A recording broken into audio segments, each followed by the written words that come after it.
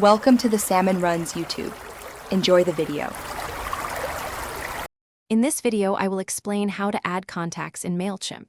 First, log into your Mailchimp account. Once logged in, you'll want to navigate to the Audience section from your dashboard. This is where all your contact management happens. Look for the Add Your Contacts button, which is your gateway to expanding your audience. You'll then be presented with two main options: adding a single subscriber manually or importing a larger group of contacts. We'll cover both methods in detail. To add just one person, choose the Add a Subscriber option. You'll then see a form where you can input their details. The email address is absolutely essential, so make sure it's accurate.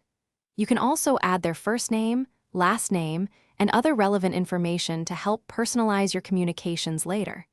Remember to confirm their subscription status and apply any appropriate tags to keep your audience organized. This method is perfect for adding new signups one by one. If you have many contacts to add, the Import Contacts feature is your best friend. You have several options.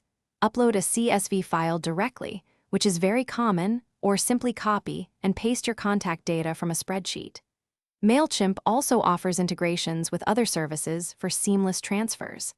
After selecting your method, carefully map your data fields, ensuring columns like email address and names align correctly with Mailchimp's fields. This step is crucial for maintaining data integrity.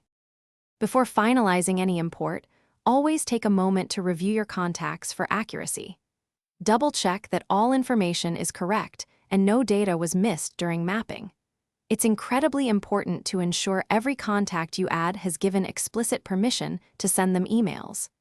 This practice helps maintain a healthy sender reputation and complies with privacy regulations. Regularly cleaning your audience by removing unengaged subscribers will also improve email deliverability and overall campaign performance. Thanks for watching. Consider subscribing if we helped you.